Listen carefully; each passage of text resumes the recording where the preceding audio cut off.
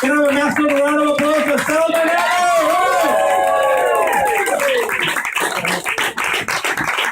This is what a lovely room this is. And if you hear acts come up here and say that about a room, they don't actually mean the room. What they mean is you, the people. You are lovely. The room, let's put it like this, I have performed in bigger vaginas.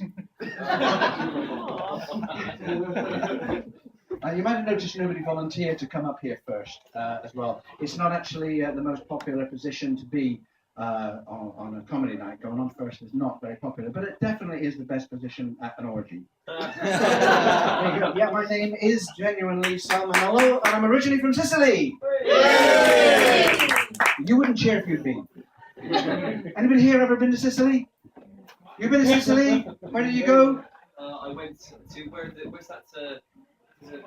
Statues with all the heads missing and stuff around there's a fountain there as well. You can't remember where you went. Amazing food. Yeah, I think you must have gone to Amnesia. That's where you went. So why did you go there? Did you go there for the weather? Holiday. Right. Well, let me tell you this: if anybody wants to go over there, got all their history and stuff. But don't go in August. Yeah, we thought we had some hot weather here. It's freaking hot in August. I tell you what, it's so hot over there. The free-range chickens lay hard-boiled eggs. I wish that was a joke. It's absolutely true. I was born in the birthplace of Mafia. Give us a cheer if you know where that is. Hey, you know where it is. Well, who cheered? No? Where does Mafia come from? Glasgow. Mafia come from Glasgow. Somebody did say that today, and I had to point out they were getting the Mafia mixed up with a Cheviot. Mafia come from Corleone, as in Don Corleone, the Godfather. You all seen the film? Yeah. Well, for those of you who haven't seen the film, let me explain to you that the Mafia are Sicily's equivalent of the Boy Scouts. And the reason I'm actually over here is that my father had to escape from the Mafia. He was contracted to put a horse's head in somebody's bed. And unfortunately, he sold it to Findus to put in lasagna. Do you know why they would put a horse's head in a bed? It's so that you know what it feels like to be Prince Charles. It's the Mafia stuff. See, travel agents describe Sicily as unspoiled because they are lions. I tell you, it's not the place to be. The last time I was over there, to be honest, I tried to avoid it because people still got a kind of grudge with my father. They put a 100 million lira bounty on his head. But you've got to admit, there's a lot of coconut. You know what I'm 100 million liras is about 6 quid, isn't it? Yeah, we all know that. Yeah, there's still people over in Sicily who want to kill him, despite the fact he's already dead, basically. So I try to avoid it, but I did go over there for a beach holiday. Do you like beach holidays? Do you like beach holidays? Great sandy beaches and that. But the trouble was, at the time I went over last year, it was so bad, it was so backward that my relations were still crapping in buckets. I tell you what, that's gross, isn't it? Especially when you're trying to use them to build sandcastles. Okay. People ask me whether or not I consider myself English or Italian, having lived here for so long. Well, for starters, I quite like prawn cocktail.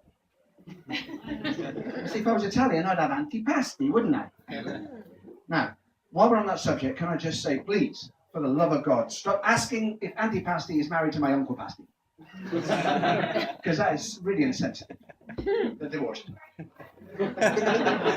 He went off with a fat bird from Penzance, Cornish pasty. You see, now this is how you find out. This is how you survive in a country as an immigrant. It's tough growing up an immigrant in this country, especially when you've got a name that sounds like food poisoning. Salmonella. Okay, nice. I should have done that gag near the front. You remember the name? There you go. You don't choose your name. You don't choose your name. My name was chosen for me by my godfather, the late Botulismo E. coli. I like to pick and choose. I like to be. I do speak Italian, but I speak it with a Welsh country twang.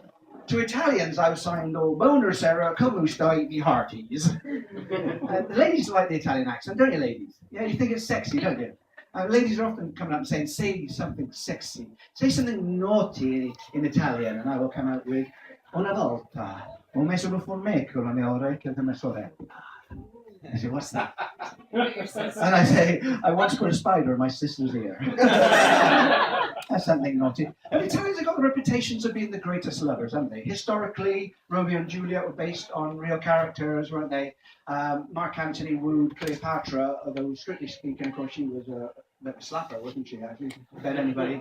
And then you had Casanova, Valentino, Berlusconi, Super Mario, but not Luigi, because everybody knows he's gay. And my own personal favourite, Grandpapa Del Mio. When is your Del Mio day? He said the day I get my Viagra. Come here, Nonna. You want a cheeky cheeky? No, leave your teeth out. Oh, that's a terrible joke. But this is, Italians don't actually like Del Mio. You see, Del Mio is not even Italian.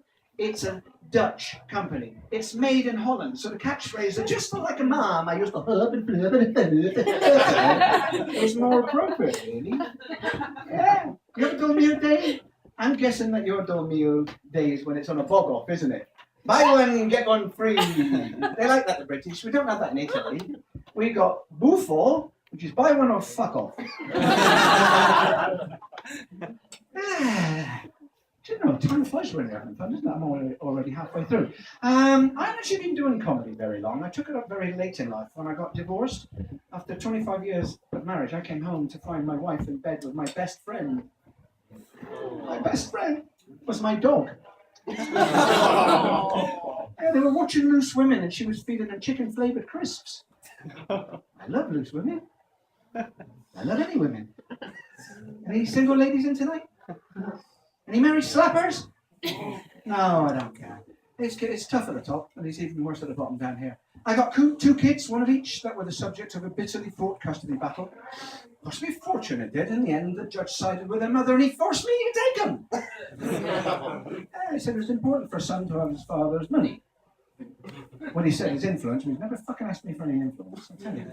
I managed to bring them up without killing them, and then he went off to university. Yay! You're too young here to know this, but it's a very bittersweet time when your kids go off to university. Because you miss them, it's really terrific getting rid of all their shit. And some of your own shit as well. Here, take this toaster that no longer pops up. And this mismatched crockery. Hey, don't forget your grandma left you these embroidered tablecloths. And her Zimmer frame. I tried to get my daughter to take her doll's house with her, but she refused on the grounds, legitimate grounds, that her digs were actually smaller than the doll's house. So she didn't take that. And then they finished their course, not a comedy course. They didn't make a living. They couldn't make a living. They had to come home. They didn't survive too good in the outside world because both of them suffer from allergies to paying rent. So they moved back in with me.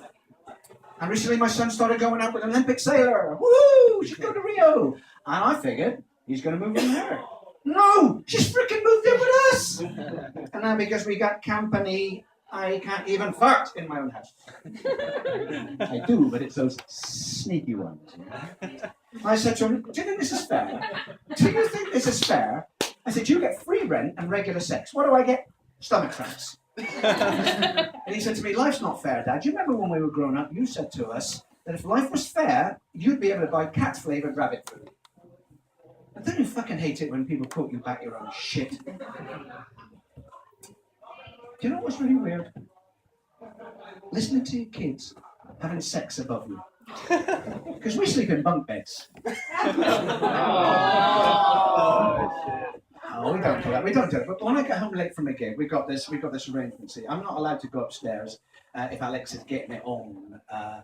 Especially after what happened with his last girlfriend. I finished with that little story, but I've got to stay downstairs until he's finished. The deal is, I'm the consummate father. I always want to be the father that I never had. My father was always trying to avoid the mafia, and I always want to be the great father. When my son was coming up to 16 years old, I said to him, what do you want for your birthday? He said, can you fix me up with a hooker? I know. I was always gay. No, I don't want to. No, I got nothing against gay people. Daytime, I'm a hairdresser. I work with a lot of gay people. Just personally, I get upset if I get as much as a splinter in me. So anyway, so I said to him, I'm glad you came to me and asked me about this because you've got to be really careful with those ladies at the night. You know, I said I went with one once and she gave me something really nasty. He said, what? Chlamydia? I said, no, Bill. So I'm downstairs making myself a hot drink, and I'm thinking, by the time the kettle's boiled, yeah, so will he. No, 10 minutes in, he's still going. I'm going, go on, my son. That's my boy. That used to be me up there. Not with Katie. Let's just get that one cleared up. Not with Katie. No, at his age, I was the original rampant rabbit. I tell you, the only difference between me and a rabbit is one of us would have stopped for a carrot.